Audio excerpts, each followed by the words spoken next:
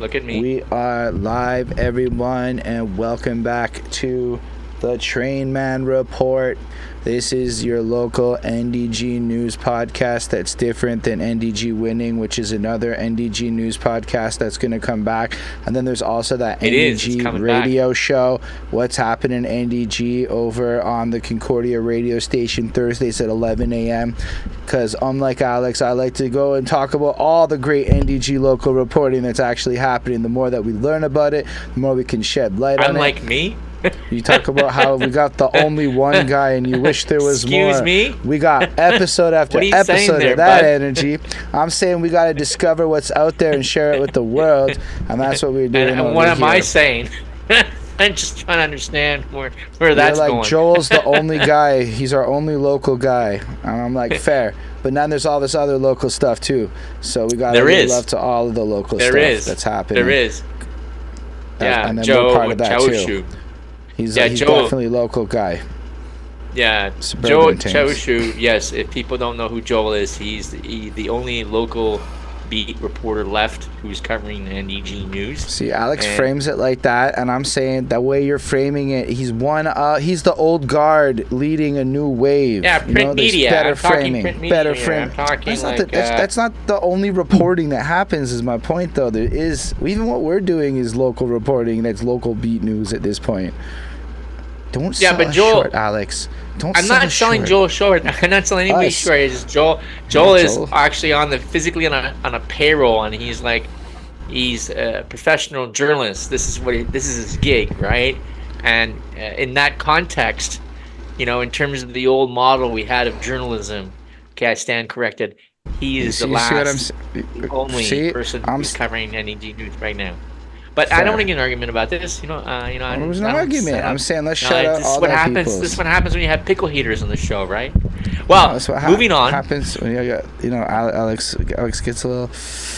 It's okay. We all grow together. This is the Trainman Report. I can see that Mona is already getting impatient with us. All right, this is Mona getting back at me. I yawned earlier, so that's her little revenge there. Good job, Mona. Well done. I deserve that. Alex, the Trainman, Montagano's over there. My name's Holden Stephan Roy. And, the longer Alex and I do this, the more we're going to bicker is what I've learned.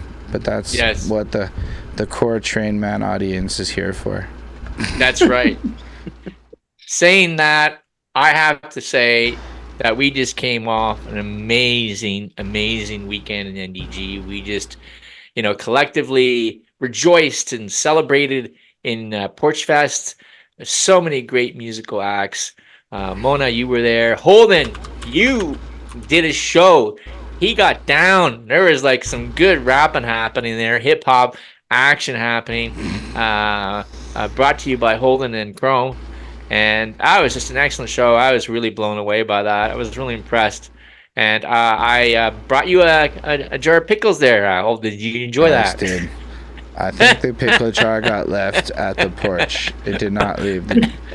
It's they just left it there. It didn't get packed up in no bags. It did not come.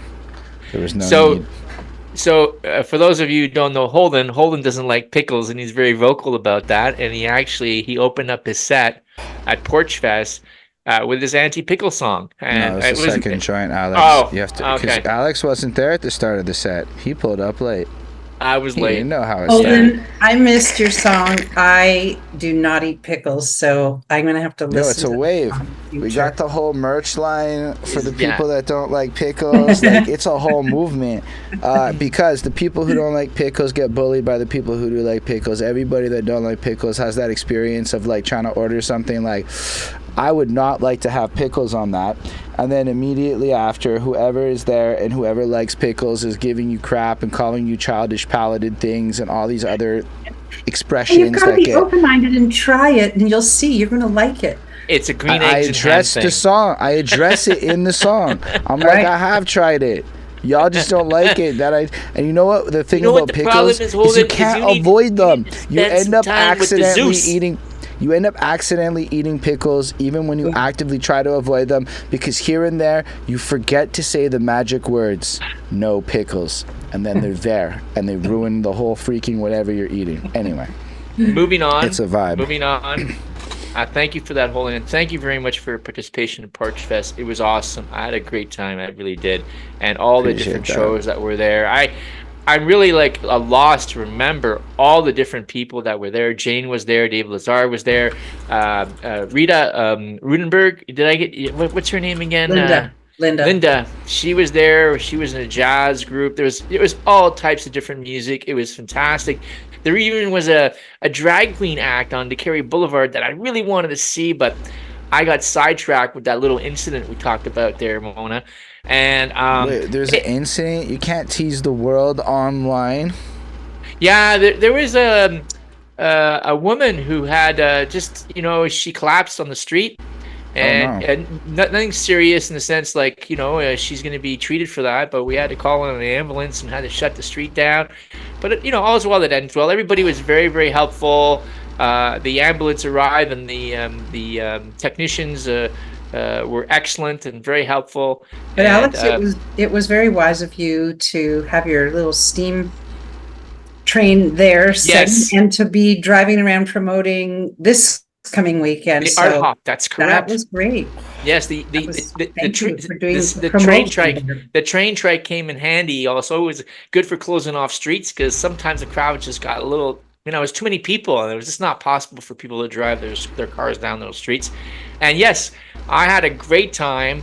For any of you who saw me, I was going full Trainman, promoting the Art Hop, which is happening this week, and which is the big follow-up news to the Porchfest, is that the month of May, it's just artistic galore, right? It's I don't know what you want to call it, but Porchfest, and then musicians, our NDG musicians, and then right after that we have our Art Hop, which is the visual artist. And the nice thing too is that many of the Art Hop visual artists are also musicians. So you're going around like your sister. She was in a band, and it's great to see. It's fantastic. So I haven't really what I haven't done yet, and I apologize to those who are listening, is introduce who Mona is. Mona Rutenberg. She is an artist who is participating in Art Hop. I've known her for some time. Did a profile on her about 2 years ago, and she does a metal art, which is quite something. It's remarkable to see the things and types of things that she's able to do. She's developed quite a reputation for herself. She recently moved into a new studio, so there's big news there. She had an open house. It was very successful. And more importantly, just an all-around nice person, good sense of humor. And Mona and I have had tons of fun together, been banter and joking around and talking about, the NDG scene. And what happens in these kind of podcasts there, Mona, is, I kind of pass the baton to you and, ask, what is your origin story, right? Like, were you born in NDG? I know that your family is very tied to the city of Montreal. So tell us who is Mona? Tell us the story. Okay. My parents, both Canadian. I think the first 5 years of my life, we lived in a upper duplex or a duplex in Côte Saint-Luc, and then moved into a small street in Hampstead in a house that had belonged to my mother's parents, and took that over. And I lived there until I was about 18 years old. And after that, I kind of was in Côte de Neige. Because of university, I lived in Montpelier, Vermont for a couple of years. I lived in Banff and Calgary, Alberta for a stint, and then eventually came back to Montreal. And yeah, mostly Montreal and mostly NDG in my adult life. Yeah. My kids grew up. I have 2 adult kids. They grew up here in NDG, and now once again, I'm here. So it's such an eclectic environment, and it's calm with its addition of all the the festivals, but it's relatively like I love walking around the neighborhood. It's about the trees. The trees are beautiful. So it's very comfortable, very homey in this neighborhood. Mm. Yeah, that's a Excellent. big fact. You don't necessarily realize how blessed we are with the trees until you go to some of them neighborhoods in Montreal that don't have like mandated tree lawn laws, because I believe that's actually like a city bylaw thing. But yeah, I was just curious what high school you went to. I went to West Hill High School, which is now Royal Vale School. That's cool. And actually, it was fun when my kids went to Royal Vale. Because what happens, you walk into these buildings and your perception is different because you're smaller, right? Not that I was there in high school. So, I mean, I was still as a young adult, but still, you get to know the school in a whole different way because now I'm there to watch my kids grow up. And yeah, it was nice to be back. We used to play, I was in band playing clarinet in my high school years, and then the same clarinet was being played by my daughter, and there I was standing on stage, The introducing exact same my instrument? She had the exact same instrument? identical. Oh, that's Yes. hilarious. Yeah. That is funny. Yeah. Wow. Yeah. That's really In cool. high school, I played the trombone. I was Oh, awful at it.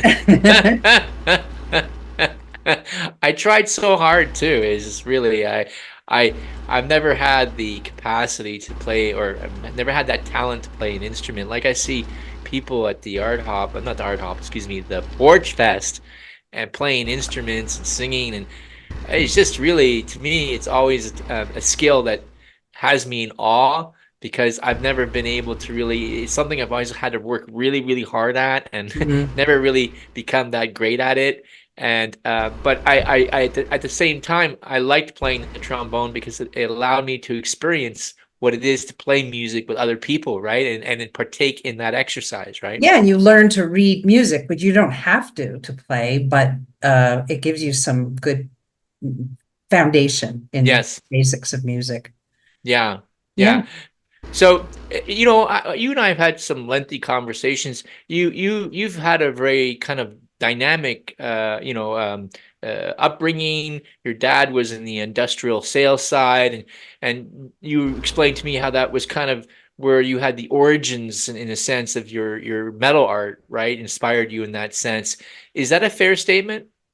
Yeah, my dad had I mean, again, as a teenager, I went to his office, which was in Ville Saint Laurent on a street called Timmins. It was an industrial street, lots of industrial buildings. A few are still left there, but there's condos now. But it was quite a large building, which housed mostly used machines that they refurbished, repainted, freshened up, and then shipped off. Big cranes were lifting the machines from front to back of the building. You had to walk through aisles where it was just wide enough, like you could put your arms out, to walk. And there was this whole odor and greasy kind of feel to it, but that was the environment. There were also like display shelves in the front of the building where small tools and really nice wooden boxes actually that contained all these small tools that people came in to buy.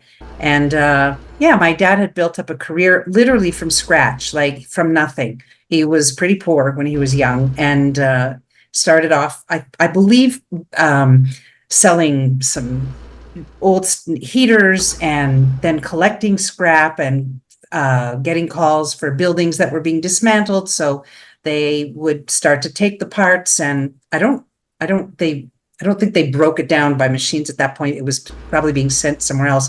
But I run into people still, even Porchfest. Somebody came up to me and said, "I used to work for your dad. I helped move the scrap from one pile to another pile," and that was back in the early 70s. So yeah, I would go into his office and play around with the IBM typewriter. And I, look at all these manuals that had like pictures of machines and, sit in his office and just watch. I guess I took it in, but it wasn't at our home, by the way. We had a bit of a machine shop in our basement. My dad brought a lathe home and he was sculpting. He liked chipping away with marble and took some classes at the It was the Sadie Bronfman Center at the time. And we were encouraged for music, making things, going to art classes. If you wanted to take theater, go to theater classes. There was a piano in the house. My brother is an amazing flamenco classical guitarist, so there was music going on all the time. And I was the third kid. I did a lot of following around. So I'd go to my dad's office, follow him around. I guess it filters into your body as like part of your foundation, of your childhood. So it influences you.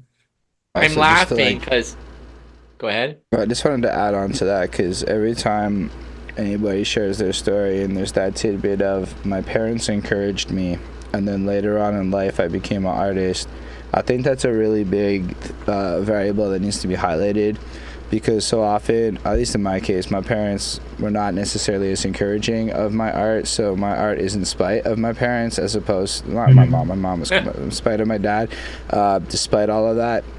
So it's like it's a different energy. And when I've done a lot of interviews with like rappers and people who've just done music like actually at a professional level, and almost all of them that make it to that point had their parents like encouraging them along the way. So to all the parents out there, if your kid has some goofy art passion that they want to pursue, even if you think it, I mean, I'm sure these days it's not a waste of time with TikTok and stuff, but like you might be better off planting those seeds now and letting them get practice in when they're little than waiting till they're later on to start to develop the craft. Imagine if Alex's parents had made him a musician and got him a guitar and stuff. He might be musically inclined today. That's not fair. My parents always encouraged me to play music, and my mother could start me very young on the piano, and I wasn't built for music. Fair enough. Nothing had to do with my mother. But saying that, I was laughing, well, internally laughing, of course, when you were describing your father and Bill St. Laurent and the machinery, because you're now in a new studio near Lachine Canal, and you're right beside this warehouse that is very much what you described that your dad did. Mind you, I'm sure that your dad was maybe a little bit better organized, but He's better organized. But those fellows that own those buildings filled with machines, right? Some of my dad's machines, Are there? options are there because those two brothers knew my dad as young entrepreneurs. Right. So there is a full circle. But I just want to say in between, Alex, as you know, is I didn't, I always had my hands in the art world, and sculpture was always my thing. I can draw and paint, but I'm more adept at sculpture. I see more in the round. But Holden, I pursued a career in art therapy. So that's my profession, and that's what I practiced. And that was a world where you're doing clinical work, and if you have time, you try to make time for art. So the sculpture world has become my full focus just the last 13 years, and more intensively in the last, I'd say 5 or 6. I've picked up my speed. Yeah. Yeah, and I have seen your artwork. Every time I see a new piece come out from you, it's like you're always taking it to the next level. It's quite something. Your art is evolved, and the things that you're able to do with metal is becoming, in my mind, is it's becoming more sophisticated. It's becoming more refined. Do you see that as well in yourself as time goes by? To a certain degree, I do. I mean, there's days where I just think, what am I doing? I don't even know if I like this piece. Right. I'm not sure. And then I step away and I come back the day later and I'll think, it's not bad. Oh, I like it. Right. I'm very critical, but I guess my attitude and focus is, this is like serious playing. I'm playing. And so the psychology in my mind is have fun and push as much as I want. So there's lots of room for, I guess I don't really want to say weird, but it's okay to kind of put objects together that you're not really sure belong, but there is something, there's a relationship maybe between 2 and 3 pieces, and they connect somehow, or they speak to each other. And then I just think, try it. Because the neat thing about welding, you don't like it, you just take your grinder and you knock the piece off and you Yeah. change it. Yeah. And Yeah. so there's a lot of room for the piece to develop in a completely different direction. Mhm. And when I initially sculpted, it was all figurative, working with models, nude models that were in the middle of a room, working with clay. You make a mistake once you finish the piece and it dries. You don't knock off the nose and go, I think I'd like it bent this way. You can't do that. So I would, though, mind you, like if we were copying a pose of somebody just sitting very straight, I found that kind of boring. So I would take the clay, and there was a metal armature inside, and I would push the head or cock the head to a different position.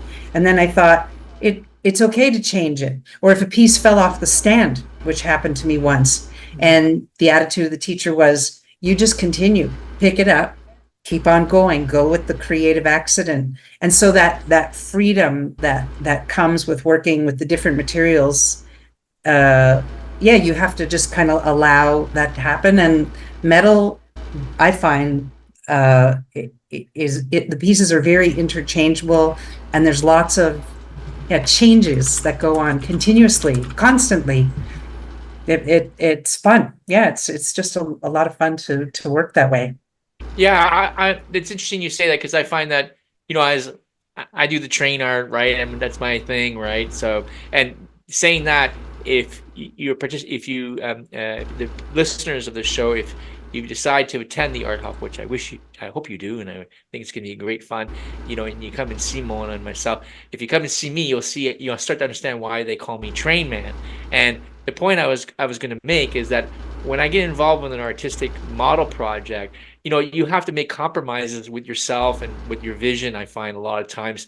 And like you said, it's a process that you work through, right? And sometimes that process leads into fantastic, magical places, and sometimes it just falls apart. You just gotta let it go, right? Yeah.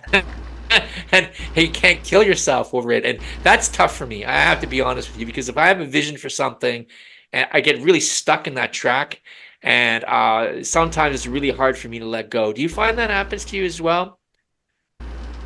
Or are you at the point now you've come to terms and say, nah, I gotta cut this loose? Is that something that you've? No, I think I've made, I think it's the media, this material that allows me to say, if the part doesn't work and I'm not achieving the outcome, I can take it off, or I stop working on that project and start something else. So I may have 3 or 4 things going on at the same time, and that helps get a distance from one piece, and it helps you relax and not get so fixated on, it's not working, and frustrated. Whereas I remember, if I was making the ear of this woman's head, I could spend 4 or 5 hours making the ear in clay, and then all of a sudden, either you drop it or your thumb pushes the wrong way, and you've just it, and you need to start again. Right. So I don't mind working that way, but mind you, when you work with clay, right, you can't really chop your finger off or burn yourself in a nasty way like you can when you weld stuff or work with grinders, exactly. right? No, if you're talking about safety and what I do, right, I'm very, very careful. I'm very careful. I've yet to hurt myself. Actually, today, and no big deal, it was nothing, but I'm using, somebody gave me a beautiful old section of a metal railing, and it's heavy. And as I'm moving it and putting it down on the ground, I dropped it a little bit too fast, and it nicked my finger. And a friend who was helping me, she said, I did exactly the same thing. And I was, oh my God, I can't believe how heavy that railing is, but my finger's fine. So I was just gonna say, like, you have to be what careful. you're describing with the creative process is across all the arts, right? Because it's not really different in music. Like, you get this idea for a song, and then you try to find beats for that song, or you try to write music for it, and everything sucks, or you can't deliver it vocally, or you can't write the right words, or like, Like there's a whole editing process that goes into music. That's just the difference between often amateurs and professionals, is how much you're really willing to revisit the idea. And a lot of times sometimes years have to go by, Alex, before that idea that you're stuck on can really be manifested. This is true. This is true. So, what like- Holden speaks of is true. Yeah. I've So, come like, back to projects. Yes. And Go ahead, something sorry. I was thinking today, just because Alex, you mentioned the Art Hop, and that was one of the raison d'etre for my coming on to talk today. But I was thinking about the fact that a lot of people are pushing to finish pieces in order so that when they show their work at their studio or outdoors or wherever they're set up. And I thought, it's okay to show pieces that aren't finished. It's okay to Absolutely. show something that you're right in the middle of, and people can say, "Oh, what are you doing next?" Or, "Oh, what direction is that going on?" Yeah, what how do you see it? And maybe they have comments to make. I realize I don't have that yet. Like I thought I should, show that the parts of a piece that may be introduced to that piece, it's okay to put that on display. It doesn't have Honestly, high key, if you're trying to market your art, that's the best way to do it. I was like recording music on Twitch, just recording music, and somebody once tipped me $60, and that's $60 I never would have made if I hadn't been live on Twitch that day recording, which is not the part of the process most people want to show off because they're glamorous. But what I learned was people will watch you rap the same verse 45 minutes in a row trying to figure it out, because it's like watching somebody land a trick shot, and when they finally get it, it's like you're so invested in that person, and it's not what you're thinking as an artist, because I know it. It's not all artists are like, I'm gonna show you the perfect end result, and you can't see nothing less. But that's not like what the people want, especially in the AI world. The people want the imperfection. They want to see you A to Z. That like just even like, especially for something like metal work, like you put a camera up, you grab all that footage as like a raw thing, speed it up to like 32 times speed so it looks really fast. And boom, you got viral content. Yes. On that note, I think we really haven't explained yet what the Art Hop is, and everybody's hearing about it. And let's just give a brief summary of that. Mona is a past participant, so am I. The Art Hop essentially is very much like the Porchfest. It is basically there's a number of NDG artists that have their studios open for that day. There's a map, and you can basically go to the different artists' studio and explore their art, have conversations with them, and you can also buy their art if you so desire. But there's no obligation to do that. And it's really a community-based event where the NDG artists can share their work, discuss their challenges, right? And I think also the Art Hop is also a great vehicle to encourage the community to engage in creative and artistic projects, right? I think that's an important part of the process, right? And that's what I like to do, right?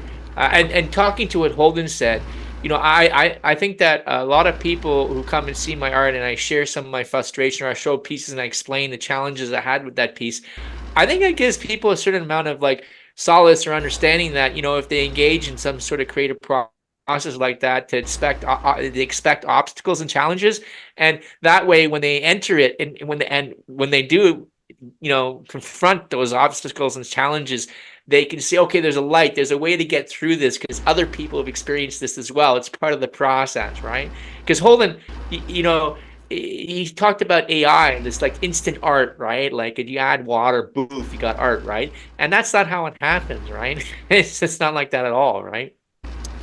So, and even when you see really cool graphic design backed by AI, chances are the really cool ones have a graphic designer with like 15 years of experience of picking the right image behind that, and you will probably not be able to just look at 6 AI generated images and pick the one that will convert best as an amateur. I promise you it's not going to be that easy. Yeah, you were going to say something there, Mona? No, I was going to say, it's really great when people bring their kids and look at what the different artists are doing, and show them what's a paintbrush, what's paint, what's a camera, what kind of things can you photograph, how do you put a collage together. You might have done these kinds of things in school, but these are people who are just doing it more often. So it's really nice when kids walk around, and it is Yeah, it's nice to show unfinished pieces.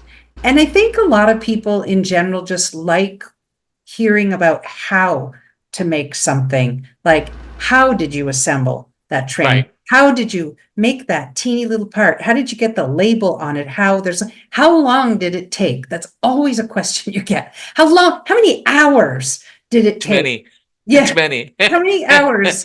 How Don't did you ask. know that when Yeah. you saw that part, what it's going to be used for? And they're Right. all great questions. They're really great questions. Yeah. And Yeah. yeah, the Art Hop, yeah, I've been part of it for a few years and it's nice. It's actually because the few times that the artists have met, you actually discover, oh my gosh, this person lives 2 blocks from me. I didn't even, Right. and they're a painter, or I've seen them in the cafe, but I didn't know they do that. So even, the artists themselves, the 20 people that are participating, are starting to meet one another. We don't even have enough time to go see each other's work, No.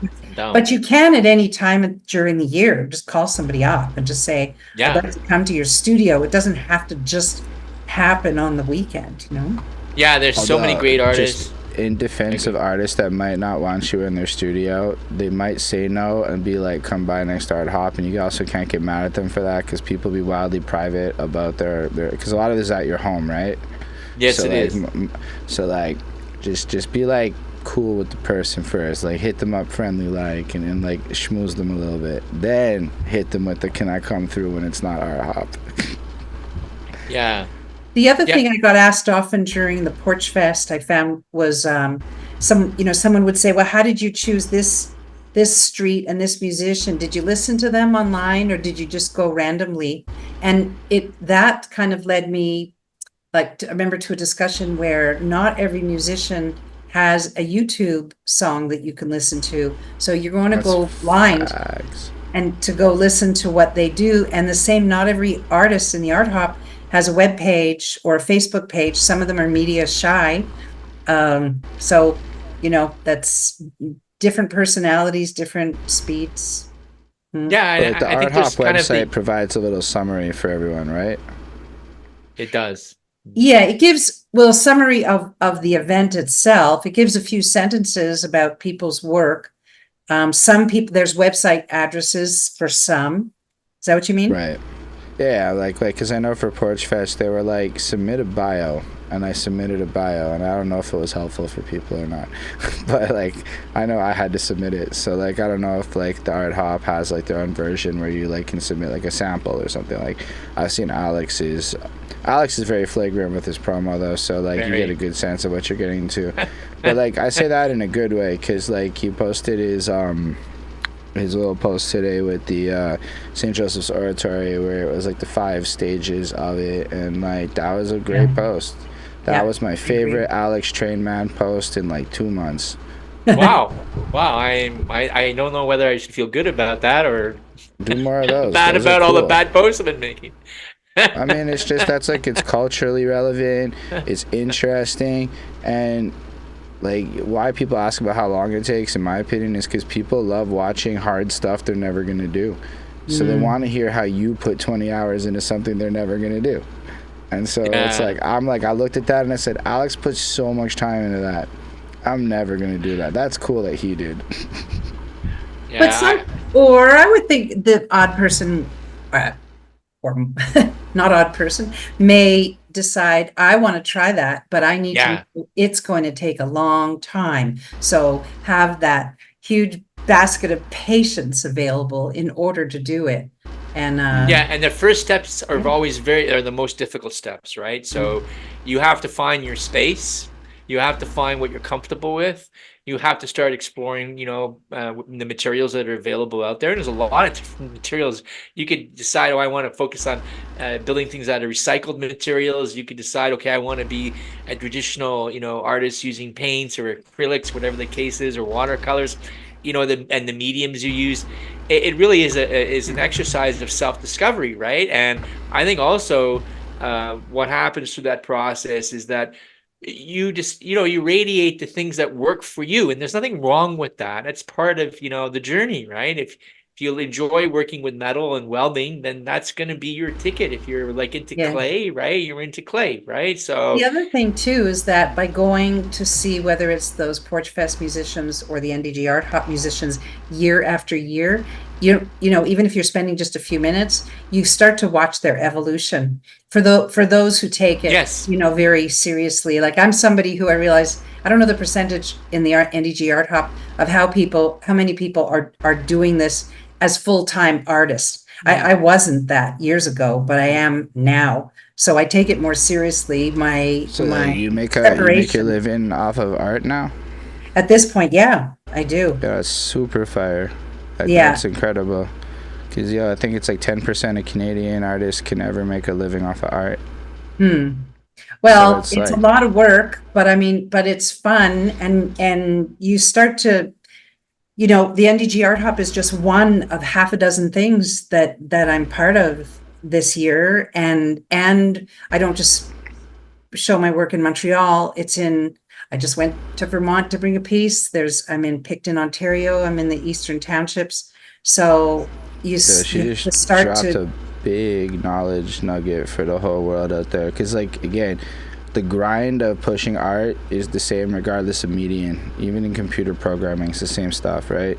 And one of the biggest things you have to remember if you're trying to do this professionally is you're probably never going to get famous in your hometown as quick as when you start traveling to other places. And it's through the leaving your city that I think you really, like, evolve your art to a point where it's even more impressive back home, because you leave the fishbowl of your world and get inspiration from different things. Like, and even just at a networking front, once you leave the city, what happens is people back home start paying attention more, because why'd you leave the city? And then people in those places are like, you're from Montreal? That's so cool. yes. And that happens no matter where you go, because Montreal's And there's pretty different cool. aesthetic appeal in different places. So I'm selling something in Picton, Ontario that I'm not selling in Montreal. There's just a different flavor, and it's almost like you don't want to make the work exclusively for that audience, but there's different kinds of audiences. And I think there are a lot of painters, and there's a lot of two-dimensional work out there. So it's hard. There's a lot of competition. And do you Yeah. feel like And as a metal artist, you've been able to like stake out a set place for you that's kind of unique, that distinguishes and differentiates you from other artists and mediums? Absolutely. I don't have a lot of competition, but I don't have a lot of competition, but I don't think that entirely explains why my work is welcomed. I guess well, you have that like piece you appealing. wanted us to like integrate into the show, so Yes, you let's could show take a us look a at that. visible Let's take a example look of at your that. piece. Yes, yes, Okay. yes. I So never a said my couple of plugging things. it would be elegant. Okay, Holden. so I was just having fun with something. This is a container that I made out of steel, out of thin gauge steel, and Love it's it. French fries. Okay, so and Looks then amazing. this one, and I'm going to tell you why I made these. Not because only we live in Montreal and people love their French fries, but okay. I do love French fries. Yeah, me too. I like French This is the fries. one I'm experimenting with poutine, which it's the same color, but they're like they almost look like turds of metal that I've I been love it. making. I love it. So this is what happens. The more you do things, the more, one project leads to the next, which I guess every artist could say, is that I made something for somebody who asked me, well, they saw a sculpture that I was in the midst of making last year. They walked by my studio and saw that I was making a fish, and the middle of the fish was a vase made of glass turned sideways. And so now the vase kind of looked like a fish's body. It had stripes in it. And I built in steel the head of the fish, the tail of the fish. And as I'm trying to figure out how to mount this sculpture on a base, the customer says to me, I want to inject some humor. I know it's a fish. Can we make fish and chips? And I'm like, fish and chips? Okay. I've never done like French fries. So he brought me a container, and then I made the chips, and actually the piece looks pretty good. It's unusual, but it looks great. It's interesting. It's funny. And then I just thought, I'm going to do it again. I'm going to do the French fries again. And yeah, it's an experimentation. So the cheese curds, they're new. And the other piece that's kind of fun to look at, so if you go over to Hingston and Sherbrooke, I voluntarily put a sculpture out on the street. It's made with real chairs that have been stacked and welded together. And I kind of say it's the influence of Cirque du Soleil because they're so playful with their props and the wonkiness and the humor and the whimsy of everything. But the reason why I did the chairs, it all started, and talk about found objects. So I can't get this fully online here, but there's a base and all these 1, 2, 3, 4, 5, 6, 7 chairs. I found the chairs in a stationery store, Harvard Stationery, those wonderful 2 men who, have that quirky old style store. And they had all these chairs sitting in a box, and I bought the whole lot and started welding them together, thinking, oh, I'll do this kind of whimsical thing and stack them, which led to me going, what if I do this in real life size? And that's how that led to the whole sculpture. And so I have a second one.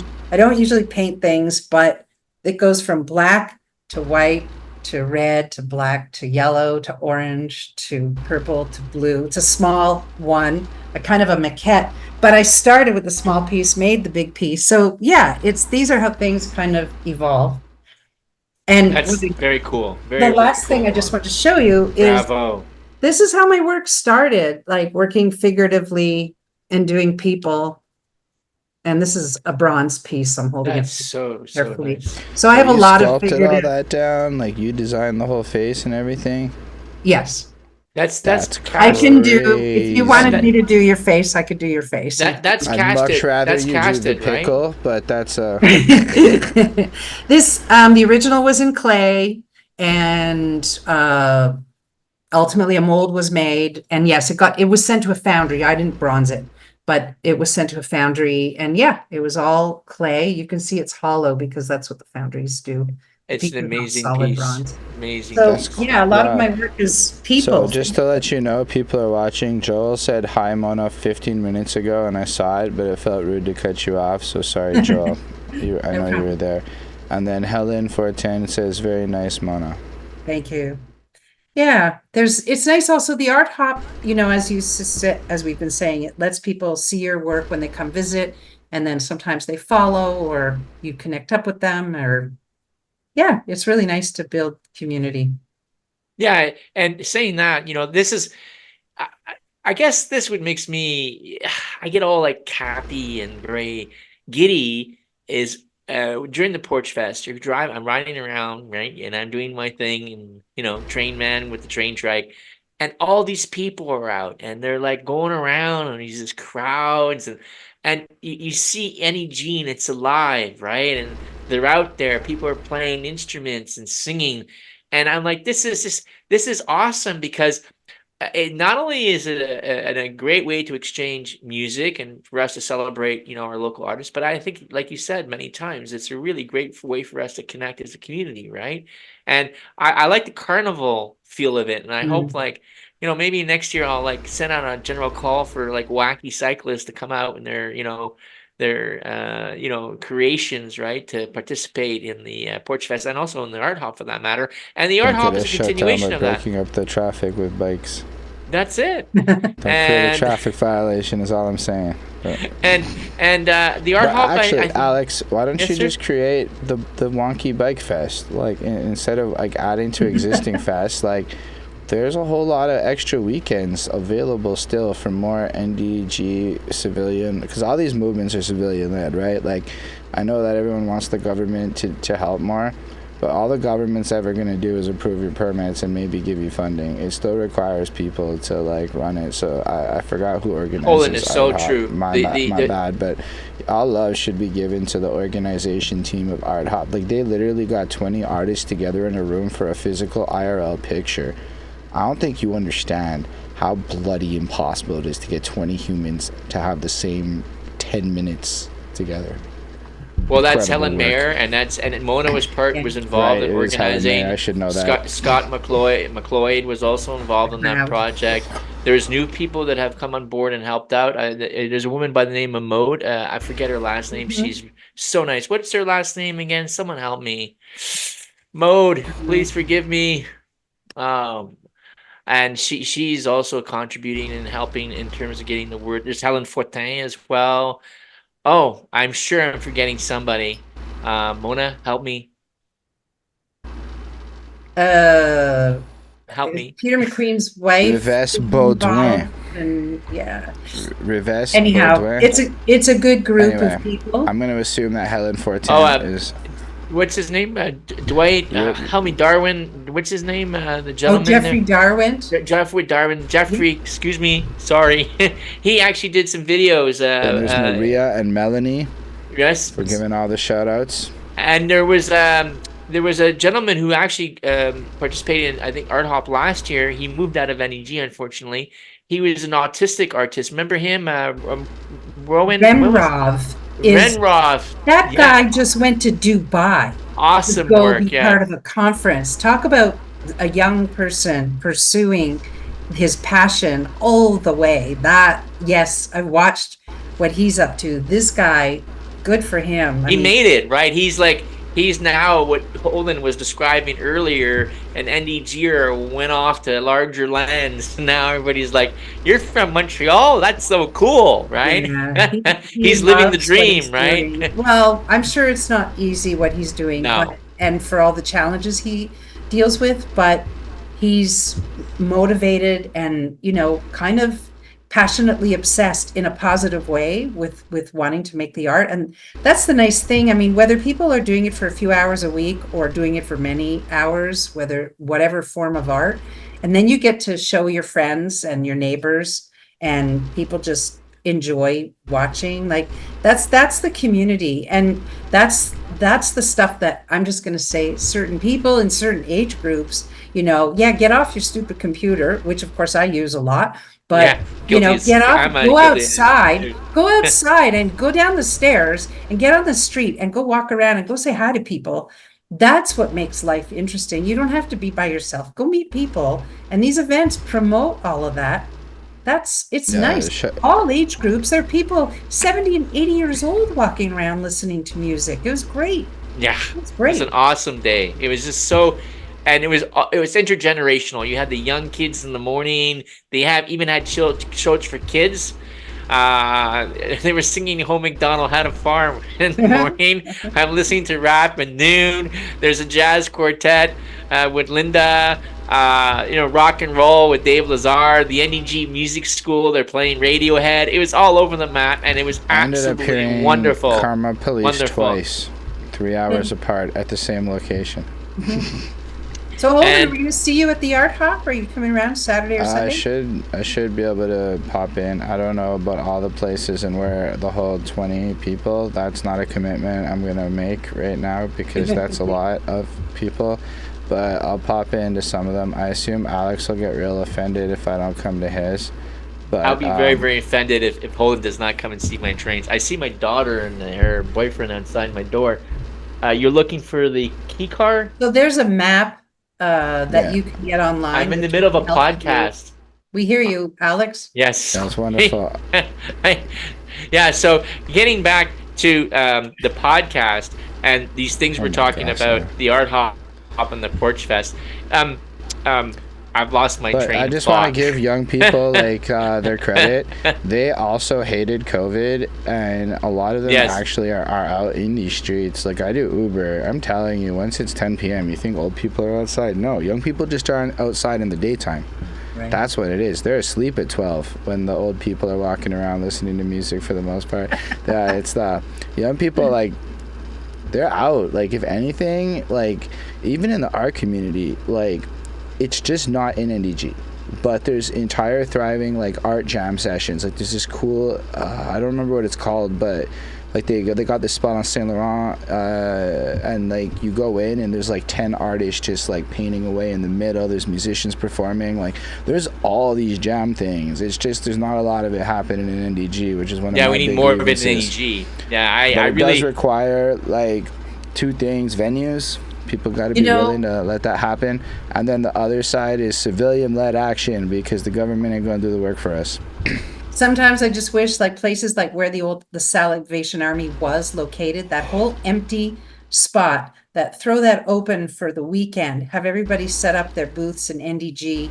I mean, you do have craft shows apparent sometimes, but those locations would make it so much easier for all the artists to be Yes. able to show their work. I know it's different than a studio tour, but there's strength to different kinds of events. No, I really think totally the agree venue with thing you. is way better than the studio tour thing. Like studio tour thing is like a niche thing, but to create like a real culture and whatever, there needs to be like weekly art exhibitions where local artists can come through, and then the people who want to participate in the art culture land can show up and congregate both as civilians, consumers, and as people who are like participating as artists and business folk. But like if there's no hub, then it's never gonna like come, and that's why so much is happening digitally, is because it's just easier. Otherwise you gotta like leave and go other places where I mean there's benefits to it, but I made a lot of music with people I've never met which is like, it's a different world. But also I'm out there performing in Montreal too, because like you kind of do want to be out there in real life. These are different skills, but both of them are relevant. But I know somebody who's teaching painting classes to elderly and 60 plus online every week. She's been doing it for months, and couples are participating. They're all over the province. So that's where you're saying the computer is linking people that otherwise wouldn't necessarily be going out to the art class. Yeah, like imagine you live in some of these small towns, because like you see it a lot in music. The most online people come from the smallest towns, to be honest, and these people never had a chance unless they moved to a major city, which I mean arguably you should still do if you want to be in art. Like, don't stay in a small town. But like this is where I think digital communities happen. But even locally, like I've said many times on the show, I usually have to go to Saint Laurent to do anything in music, because there's not that many options here outside of the Wheel Club that really do music like that. Yeah, Robert Mondu, which is another NDG artist, unfortunately, he exhibits outside of the NDG, CDNG, because there's not really a lot of exhibition space in CDNG. The Hampton Gallery shut down, so that's no longer happening. And I think that's a real hole that needs to be filled. And personally, I think that I'm not going to mention any names, of course. I'll just make the general statement that, we need a representative to step up and say, we need to have a public space for our artists. I've actually talked to all the public representatives about this issue, and I think we need to be fair with public representatives. This is literally like they've said, we've got the funding, we've got things there, but you, the people, have to actually come to us with proposals, or we can't give you nothing. Because these things that they can develop a proposal themselves. Nothing starts their job. Honestly, They're paid to do that, nobody right? wants the government to make art projects. Nobody actually wants I'm not asking them that. to make an art project. You kind of are. It's either It's different. Sorry. No, but like to get the space, you want the government? Do our taxpayer, like if we want to just? I know I can't believe I'm going here, but do taxpayers really want to fund the space? Because business like venues and bars, these are actual businesses that are for-profit entities. So what it takes is private, either some not-for-profit group, some civilian coalition, or somebody to actually commercially go into the space. And where the city comes in is zoning and permits and permission. They're not really the ones that do it. They have it. You can go rent the city's on Cavendish and Monkland. That building's available for concerts right now. Like, there is stuff. It's just it's not really the vibe that anyone's looking for. Nobody's trying to go to these things. They want that home growing. That's what ends up happening. So if there's no home, like culture's weirdly something that has to come from the people and supported by the government, or it'll never really be what it's supposed to be. So like, I don't think this is something that the government officials can do outside of, they could open a venue and then nobody uses it. So are you saying there's money to get if, let's say near Atwater Market, there's those big rectangular panels and they're supported by posts, and you could see about 8 to 10 pieces of artwork. They're outside all the time.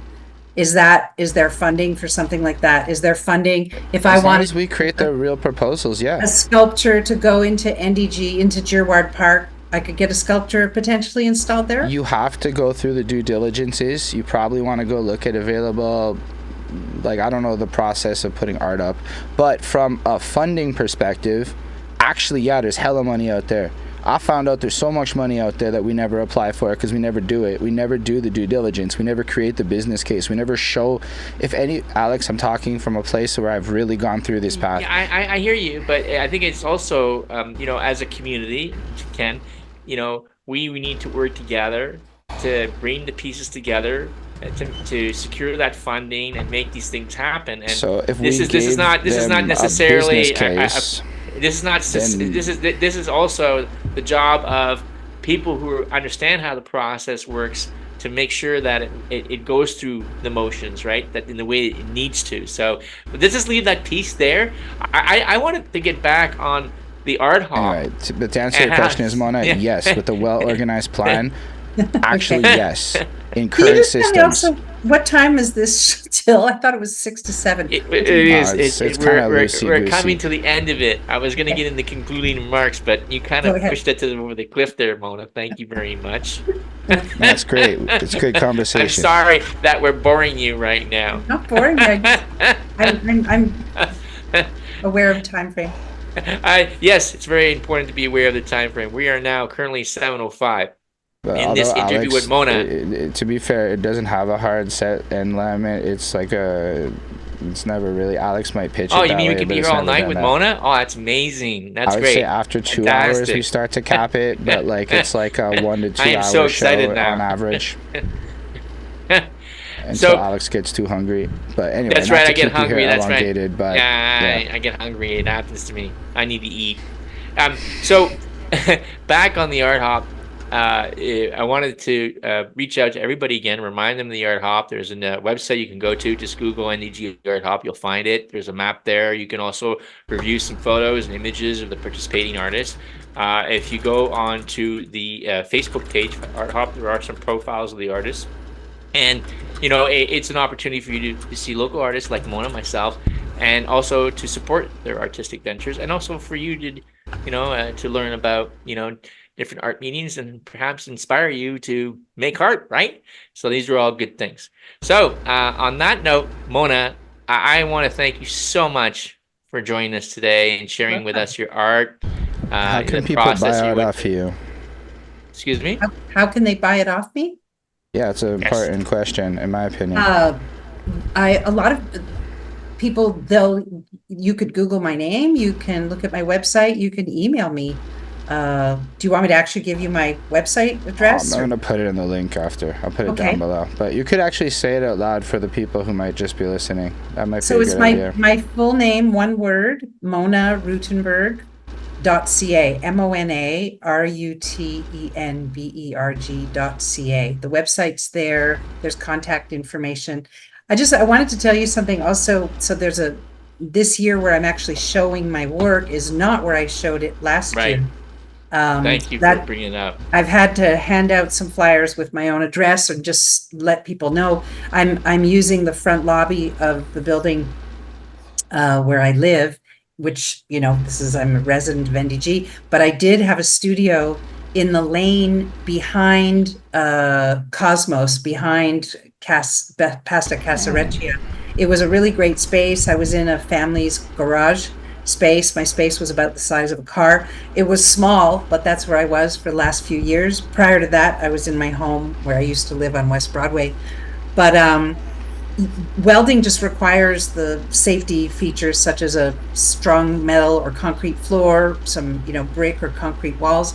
But an inspector showed up. Côte-des-Neiges NDG inspector showed up in about September 2023. Started taking pictures, and it led to a whole bunch of hassles and conversations. And the best thing I felt to do, I made the decision, I'm moving somewhere else. Not an easy feat to find a welding space. The few other artists that I know who are welders are tucked in very sculptures can fall and they don't break. They're in spaces which tend to either be off the grid or in backs of buildings. So I was very fortunate to find something. It's just a 6-minute drive from here, and it's an industrial yard, and it's a phenomenal space.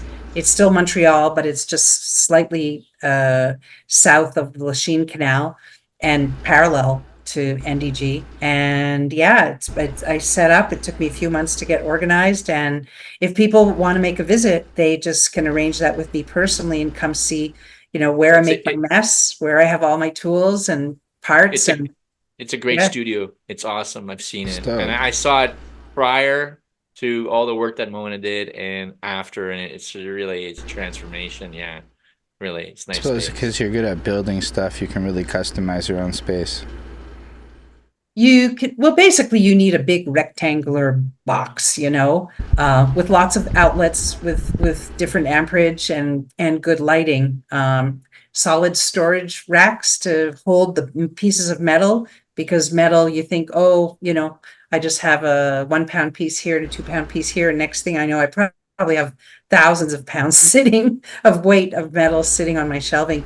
But yeah, I guess I have a good design sense, and by talking to a few professionals, just saying, how do I make this piece most functional? And the other thing is, thank goodness, there's websites such as Scrap Metal Art and other, websites where you start looking at people around the world who are posting not only their artwork, but they're posting pictures of their workspaces. So I started asking, what machine would be good for me to use? What company do you recommend? What's your favorite workbench? How do you display such and such? And I just started looking at a lot of other people's work. It was really helpful.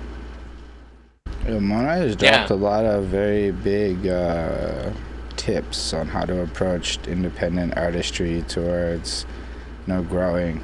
And anybody paying attention, if you didn't catch them, you should go back and listen to this whole thing, because she covered some really things about how to make money in art from learning from others, leveraging the tools at your disposal, traveling, but also the storytelling angle of pitching your art was really well done too, because your art isn't just an art piece, it's an art piece that comes from a whole history thing, so that you get attached to these fries and stuff before the story's been finished. And all of that was mastery. That was really well done. I was super impressed. Holden, a lot of the scrap metal pieces that I find, and Alex knows this already, they come from a scrap metal yard. So I kind of have a ritual bunch of times during the year that I'm allowed in a scrap yard.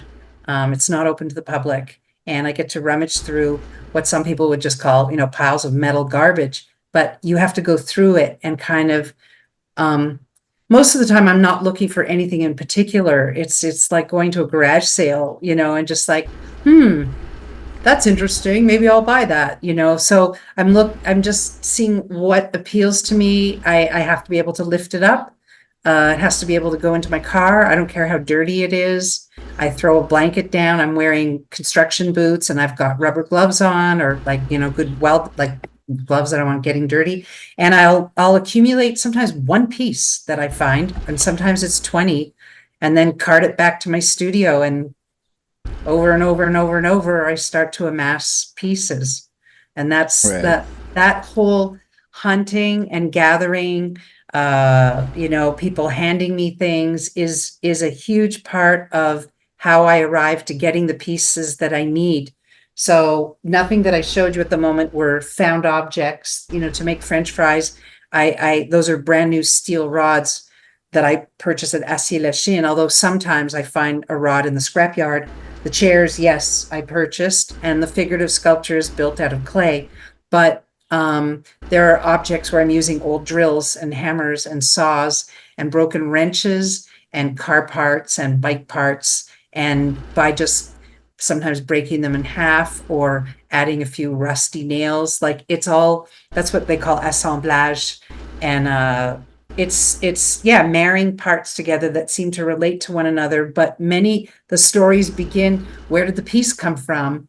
Who gave that to you? Where did you find that? Oh, my grandfather had one like that. No, you didn't change that drill. The bird's body has the middle part of the drill. You took the drill apart. Some people that love the tools the way they are go, you just destroyed a tool. Yeah, well, it was sitting in Grandpa's basement rusting for 30 years, and they don't even work anymore, these things, right?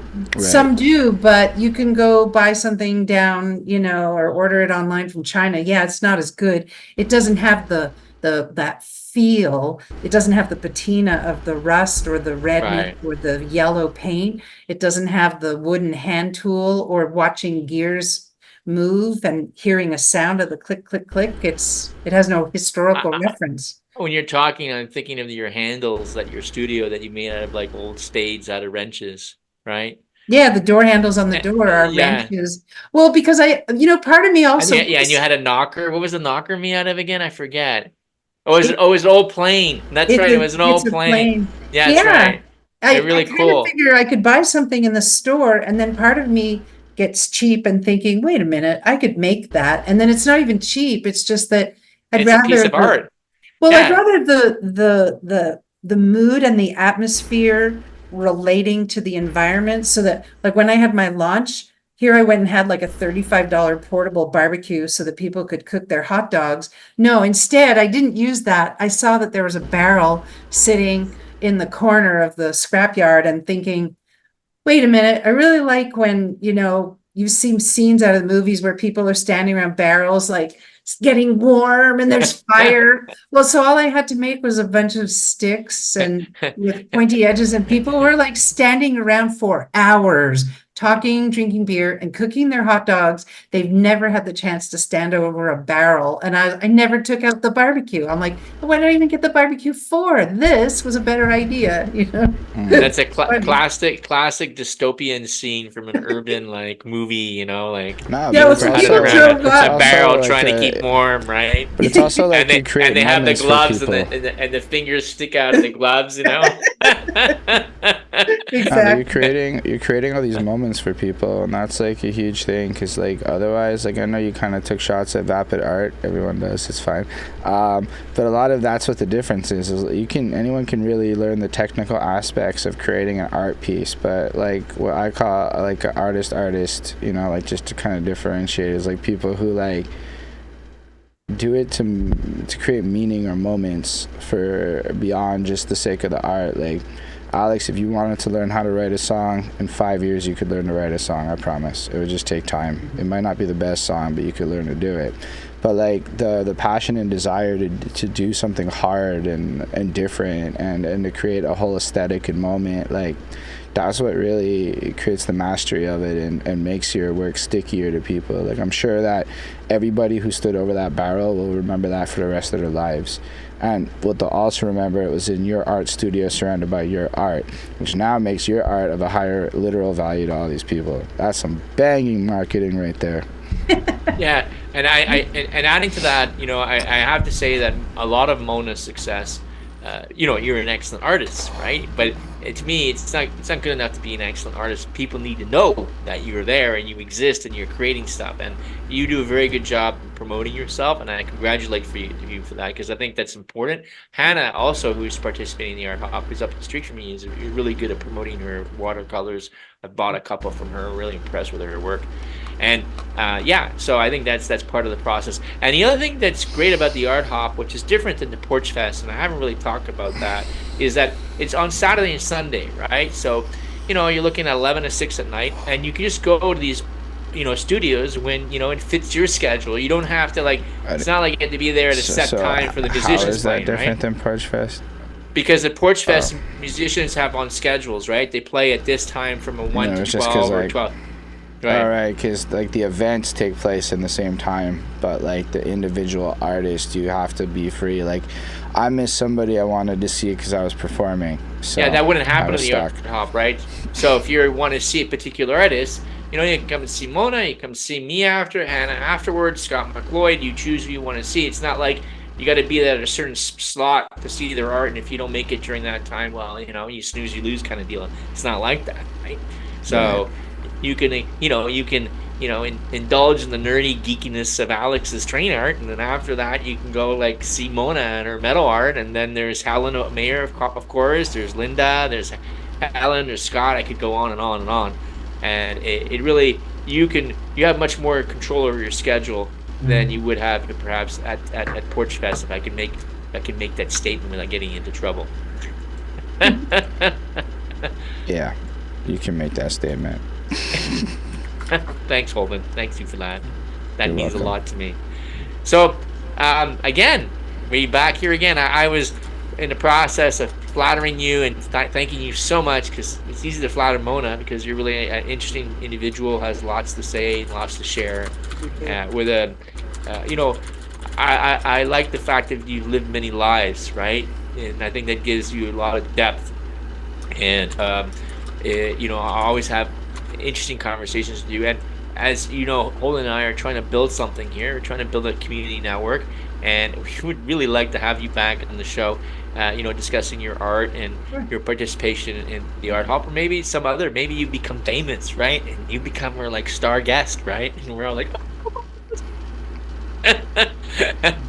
and honestly, you're like one influencer random occasion away from that happening in the art world. It's so like you're in the random part where the right thing happens at the right time, and the next thing you know, you're in the Guggenheim presenting your art. That's it. She's in New York, just walking around. It sounds preposterous, but that kind of stuff happens. If people are already buying your art and you're actually living off of it, I mean, really, it's just timing and opportunity now. Yeah, just don't. I do believe in timing and opportunity, because I think there's a tremendous synchronicity to situations, whether it's from finding that little part in the scrapyard where I kind of tell myself, I hope I find something today I've never seen before, and then it shows up a few minutes later, to happening to be at the gallery when I was on a bike ride with my family. We were staying up in the Sandbanks area, and I'm in the gallery because it is so hot outside. So I'm spending an hour there cooling down, end up talking to the gallery owner who invites me to show my work there. That's how I didn't go to apply to show my work. And it's just, I don't know, visibility, talking. You can't be shy as an artist. You don't want to be obnoxious either, but it's okay, to represent yourself and explain and tell stories, listen to the other people. What are you up to? And I think, it just, one thing leads to the next. And I guess also it's like, what's your vision? What do you want? Like, Alex, what's going to happen when you run out of room where your trains are? I'll never run out of room. Well, there's always something to add. I'll tell you that much. There's a wall that could come down, and the next. Oh, one... I have the skill set to make that happen. You know that. But I think that will lead to a divorce. Because make her another room upstairs. And that's right. Downstairs. Well, we do have a cottage, so I could technically take the hobby or the art up north. But and you can't be in the Art Hop anymore. Don't do that. Yeah, good point. Yeah, I couldn't. And I really, one of the things I enjoy, I get a kick out of, is I can be a child again, right? I can go around and be Trainman. I can be riding the train track, and it's great to have the kids come and visit me. And believe it or not, the biggest fans I get are, there are a lot of older gentlemen and gentlewomen who, if I can use that, who live in NDG, who used to work in the rail business, right? Because there was a big rail presence in NDG with the Glen Yards. There's a CP switching yard that's still up at Côte St. Luc. And I get a lot of those guys that come through. In fact, the brothers who worked with your dad came through. I have a model of LaSalle Coke Crane, as you know, Mona, and they told me that they could have bought that for $1. Can you believe that? Oh my goodness. Yeah, the condition is that they could buy it for $1, but they had to be deassembled in something like 6 months or something. Oh. And if they had bought it and deassembled it, just imagine the Lachine Canal would no longer have this crane anymore, which to me is a monument to the industrial history of Montreal, right? The cradle of industrialization in Canada was in Lachine Canal. And I'm able to tell that story through my art or through my modeling or whatever you want to call it. And I have a lot of fun with that. And so saying that, again, I want to have you back on the show. Thank you so much for joining us. Holden, thank you so much for asking all those pertinent questions. And I pass now the baton to Holden to end us in the excellent pickle-hating way that he does. Thank you so much, everybody, for watching. We appreciate you coming through. Make sure to like, comment, subscribe, all that good stuff. Interact. Tell your friends we exist. If you want to come on the show, let us know. We're happy to promote you, your business, your art, your political beliefs, your civic duty things, whatever is interesting to you, because the community is a lot of things at once, and that's how it grows. Yeah, otherwise, all the links for the Art Hop and Mona's art will be in the description of at least the YouTube video. And appreciate everybody out there again for watching. Thank you so much, and live long and prosper, everyone.